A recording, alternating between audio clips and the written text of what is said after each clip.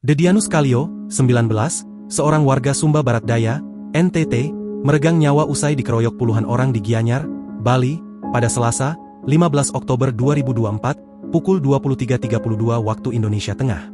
Pengeroyokan dilatar belakangi karena postingan di media sosial yang memancing emosi warga.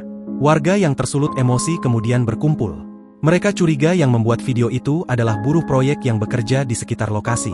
Warga pun menggelar sweeping di sekitar areal proyek perbaikan jalan dan gorong-gorong. Mereka menemukan Dedianus di sebuah rumah penampungan pekerja proyek. Disebutkan ada sekitar 50 orang yang mendatangi Dedianus Kalio. Massa kemudian menyeretnya keluar dari tempat penampungan menuju jalan lalu langsung melakukan pengeroyokan beramai-ramai. Kabar ini kemudian sampai ke telinga polisi. 2 unit mobil patroli dari Polsek Gianyar dan Polres Gianyar datang untuk mengevakuasi korban. Dedianus lalu dibawa ke RSUD Sanjiwani Gianyar. Berdasarkan hasil pemeriksaan dokter, korban mengalami luka tusuk pada bagian dada sebelah kanan dan sejumlah luka lainnya. Saat dibawa ke RSUD Sanjiwani, Dedianus Kalio masih dalam keadaan sadar, bahkan masih bisa memberikan keterangan kepada pihak kepolisian. Namun kemudian nyawanya tak tertolong. Dedianus meninggal keesokan harinya. Usai korban meninggal kini terungkap Dedianus adalah korban salah sasaran.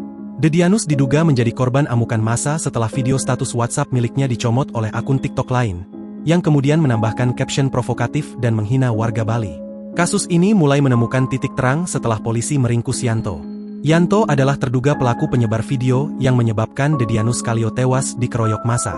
Yanto diketahui sebagai pemilik akun TikTok Loghe Dorih yang memposting ulang video Dedianus dengan tulisan provokatif.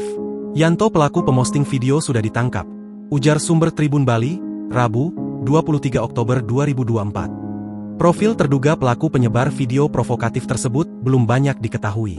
Namun berdasarkan foto yang beredar, terduga pelaku ini ditangkap di sebuah lokasi perkebunan di Sumba, NTT. Ini menjadi penguat bahwa Dedianus Kalio merupakan korban salah sasaran. Dedianus disebut memang tidak pernah mengunggah video yang berisikan tulisan yang menghina masyarakat Bali. Warga Sumba Barat Daya, NTT itu hanya memposting video masyarakat yang sedang melasti sebagai bentuk kekagumannya terhadap budaya Nusantara. Sementara itu, Kasat Reskrim Polres Gianyar, AKP Gananta belum memberikan penjelasan secara rinci terkait kasus ini. Namun ia tidak membantah terkait informasi penangkapan Yanto. Gananta pun akan menjelaskan kasus ini dalam konferensi pers nantinya. Download Tribun X sekarang, menghadirkan lokal menjadi Indonesia.